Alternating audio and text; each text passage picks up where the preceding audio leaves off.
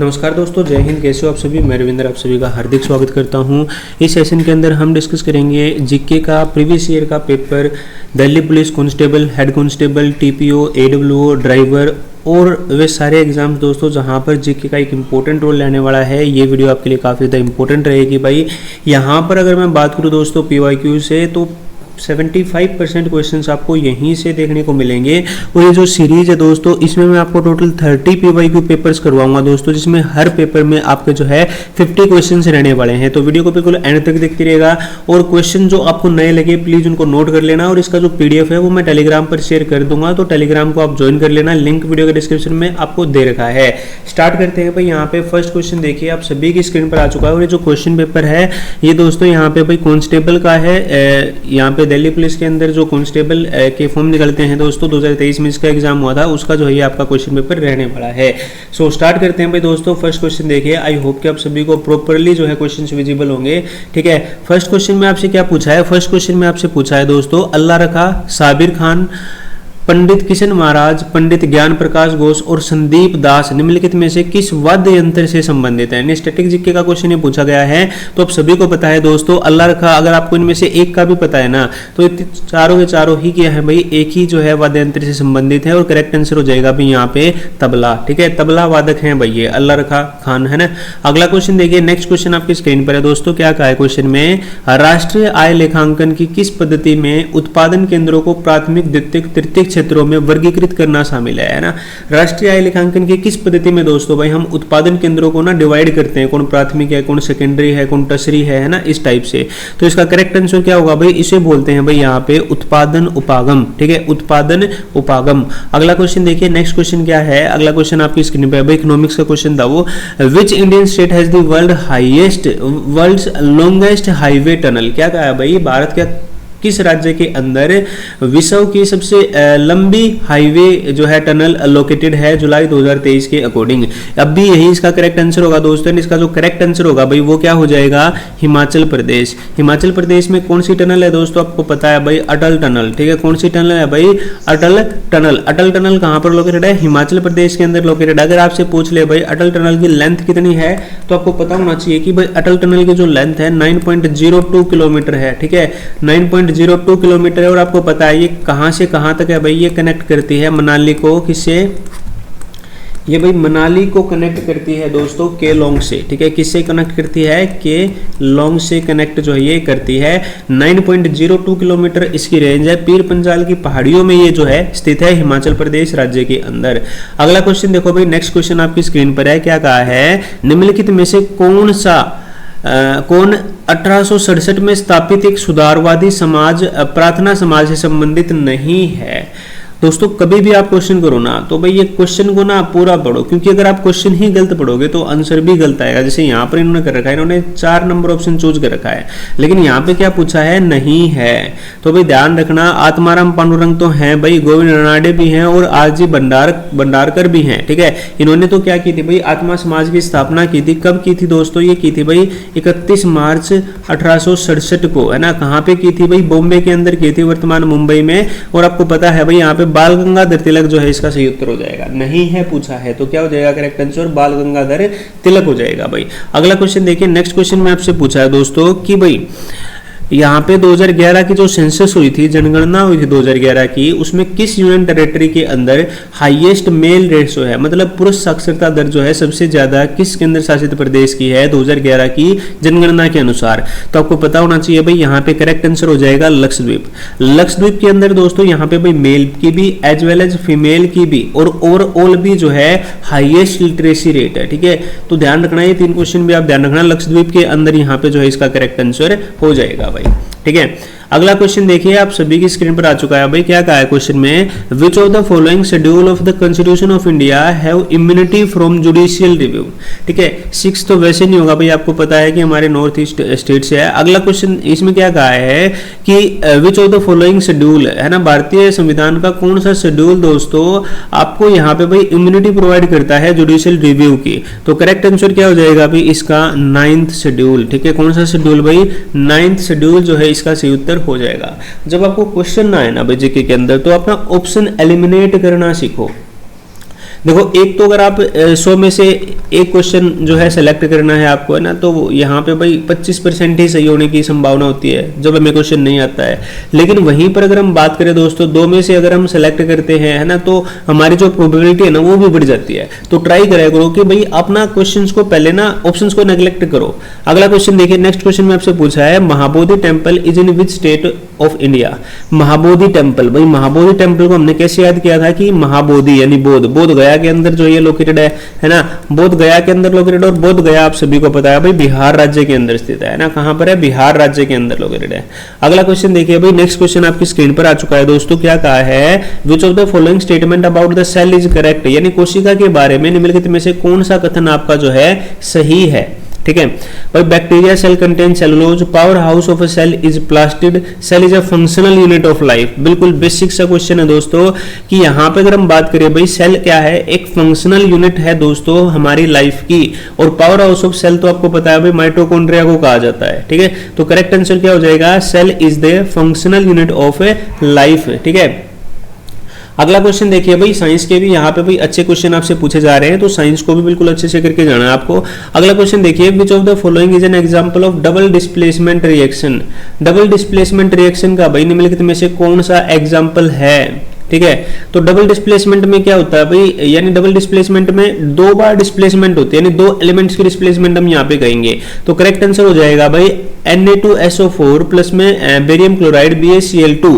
यहाँ पर क्या हुआ है भाई, यहाँ पे NaCl बन रहा है और BaSO4 बन रहा है ना, यानी 2 चीजें क्या है भाई, 2 एलिमेंट्स क्या हैं आपस में डिस्प्लेस हो रहे हैं। तो करेक्ट आंसर हो जाएगा हमारे पास ऑप्शन नंबर 4। ठीक है, 4 यहाँ पे जो है इसका करेक्ट आंसर हो जाएगा।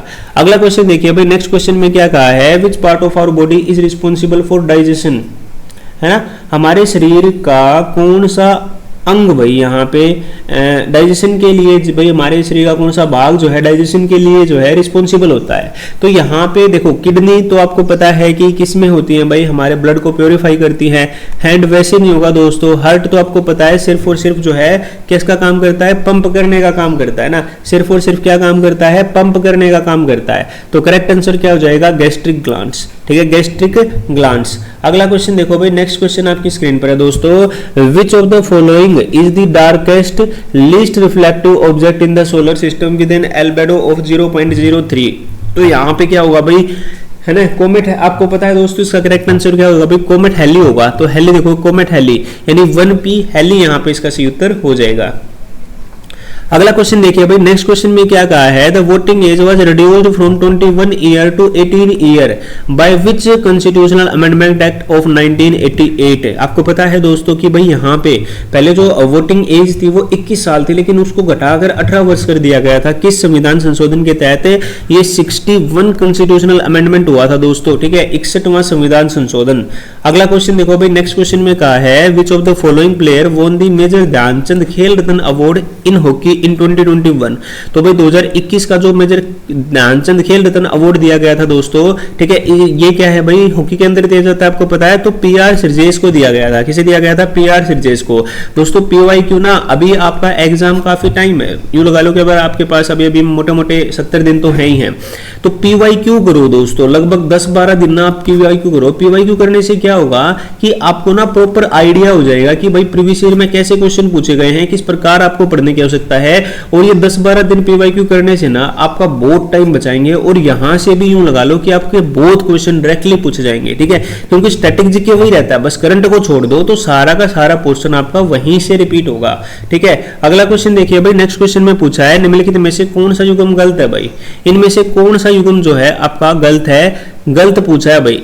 चौथी पंचवर्षीय योजना गरीबी हटाओ का लक्ष्य था, प्रथम पंचवर्षीय योजना कृषि विकास का था, दूसरी पंचवर्षीय योजना नेहरू महालबेनिस मॉडल था, तीसरी पंचवर्षीय योजना गॉडगिल योजना। तो भाई यहाँ पे जो पहली पंचवर्षीय योजना थी ना दोस्तों, उसमें गरीबी हटाओ का लक्ष्य नहीं था, यानी पहली जो है इसका करेक्ट आंसर हो जाएगा। चौथी जो पंचवर्षीय योजना है, आपको पता है कि ये जो है कब आई थी, 1969 से 1974 के अंदर थी भाई। ठीक है, तो अगला क्वेश्चन देखिए, नेक्स्ट क्वेश्चन में आपसे पूछा है भाई, इलाहाबाद स्तंभ पर हरिसेन द्वारा लिखित अभिलेख किस भाषा में है। तो हरिसेन, है ना, हरिसेन से ही आपको पता लग जाएगा दोस्तों कि हरिसेन जो है भाई ये संस्कृत से संबंधित है ना, संस्कृत जो है इसका सही उत्तर हो जाएगा भाई। अगला क्वेश्चन देखिए, नेक्स्ट क्वेश्चन में आपसे पूछा है what percentage of people were below the poverty line in India 2011 and 12 as per the economic survey of 2013-14 released by the ministry of finance government of India.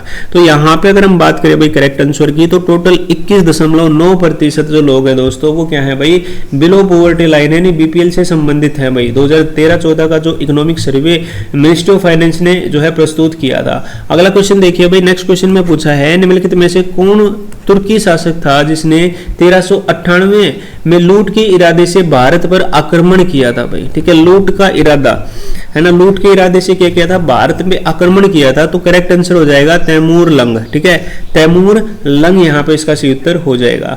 अगला सवाल देखो भाई, नेक्स्ट क्वेश्चन में आपसे पूछा है निम्नलिखित में से कौन सा विकल्प पृथ्वी के अंतरंग का कोई भाग नहीं है ना, अंतरंग का है ना, मतलब जो हमारे पृथ्वी के अंदर की जो लेयर्स होती है ना दोस्तों, आपको पता है भाई क्रस्ट, ट्रफ है ना, ये सारी चीजें जो होती है, क्रस्ट सॉरी, ठीक है, कोर, मेंटल, तो इनका भाग नहीं है। ठीक है, तो भाई देखो पृथ्वी के अंतरंग का भाग नहीं है, ये आपसे पूछा है भाई। देखो आपको पता है दोस्तों समताप मंडल होता है भाई, है ना, हमारी लेयर ऑफ एटमॉस्फेयर है ये, ताप मंडल भी होता है भाई, है ना। उसके बाद अगर हम बात करें शोभ मंडल भी होता है, तो दुर्लभता मंडल जो है कोई मंडल यहाँ पे नहीं होता है। ठीक है, तो हमारी पृथ्वी के अंतरंग का जो है वो ये भाग नहीं है, तो दुर्लभ मंडल यहाँ पे इसका सही उत्तर हो जाएगा।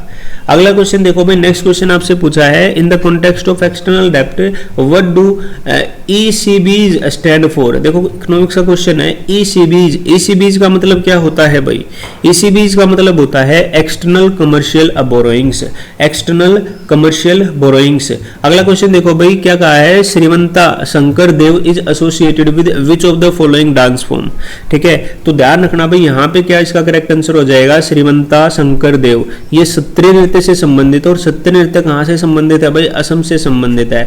तो देखो यहाँ पे डांस से या वाद्य यंत्र से, है ना, कई क्वेश्चन स्ट्रेटेजी के पोर्शन से यहाँ से बन रहे हैं। ठीक है, अगला क्वेश्चन देखिए भाई, नेक्स्ट क्वेश्चन में आपसे पूछा है डैश का उद्देश्य शेल्टर फॉर अर्बन होमलेस योजना के तहत चरणबद्ध तरीके से शहरी बेघरों को आवश्यक सेवाओं सहित स्थायी आवास प्रदान करना है।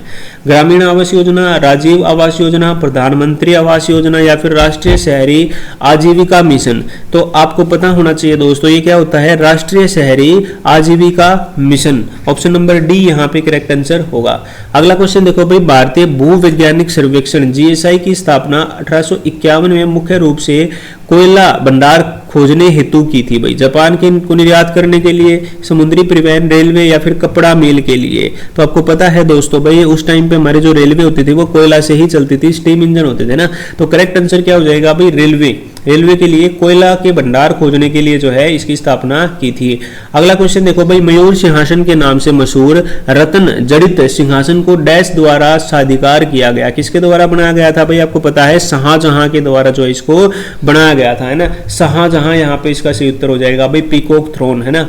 नेक्स्ट क्वेश्चन देखो, अगले क्वेश्चन में आपसे पूछा है निम्नलिखित में से कौन सी नीति निजीकरण को बढ़ावा देती है, यानी जो प्राइवेटाइजेशन है उसको जो है बढ़ावा देती है। विनिवेश, आउटसोर्सिंग, शहरीकरण। चार ऑप्शन आपको दे रखे हैं भाई, बताओ सोच के इसका करेक्ट आंसर क्या हुआ। देखो शहरीकरण का अगर हम बात करें तो कोई रिलेशन नहीं है प्राइवेटाइजेशन से।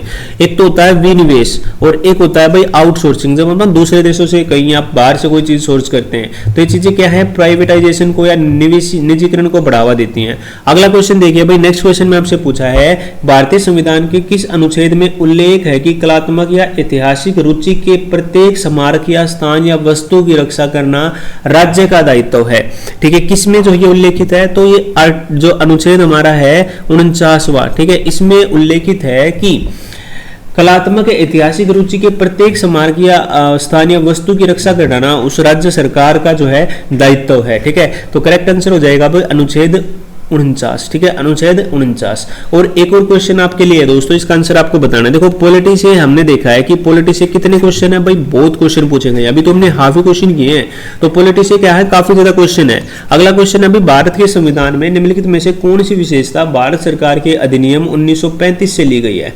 इसका आंसर आप लोगों को कमेंट करके बताना है दोस्तों। ठीक है, चार ऑप्शन आपको दे रखे हैं। आपातकाल के दौरान मौलिक अधिकारों का निलंबन, संघीय योजना, संसद के दोनों सदनों की संयुक्त बैठक था, गणतंत्रता की कल्पना, है ना। अधिनियम 1935 हमारा जो कॉन्स्टिट्यूशनल जो हमारा भारतीय संविधान था दोस्तों, भारत सरकार अधिनियम 1935 उससे जो ये ली गई थी। ठीक है, चार ऑप्शन आपको दे रखे हैं भाई, इसका आंसर आपको कमेंट करके बताना है। बाकी अब हमने 25 क्वेश्चन किए हैं, आप मेरे को कमेंट करके बताना कि आपको जो है इन 25 क्वेश्चन में से कितने का जो है करेक्ट आंसर आता है। देखो आपको पता है कि एग्जाम पैटर्न बड़ा ही सिंपल सा है। 15 क्वेश्चन मैथ के पूछे जाते हैं, 25 क्वेश्चन रीजनिंग के पूछे जाते हैं, 50 क्वेश्चन जीके के पूछे जाते हैं दोस्तों, और यहाँ पे भाई 10 क्वेश्चन आपके जो है कंप्यूटर से पूछे जाते हैं। तो टोटल आपके 100 क्वेश्चन होते हैं दोस्तों, और 100 में से आपका जो टारगेट है भाई मिनिमम वो 80 प्लस का होना चाहिए, तभी आप एग्जाम को क्वालिफाई कर पाओगे। ठीक है, अगर हम जीके और कंप्यूटर की बात करें तो जितना याद हो उसके, जितना रिवाइज हो उसके वही आपको करना है। रीजनिंग में भाई देखो अगर आपकी अच्छी प्रैक्टिस है ना तो बहुत आराम से आप रीजनिंग को कवर कर पाओगे। ठीक है, तो 80 प्लस अगर आप स्कोर कर देते तो भी डेफिनेटली आप जो है बिल्कुल सेफ जोन में है। ठीक है, तो डेली हम जो है ये करेंगे भाई, इसको चैनल को सब्सक्राइब कर लेना दोस्तों, और बेल आइकन को दबा देना ताकि आपको हमारी हर नई वीडियो का नोटिफिकेशन मिल जाए। और टेलीग्राम को जरूर ज्वाइन कर लेना भाई, क्लास के बाद PDF आपको वहीं पर देखने को मिलेगा। थैंक यू सो मच, जय हिंद।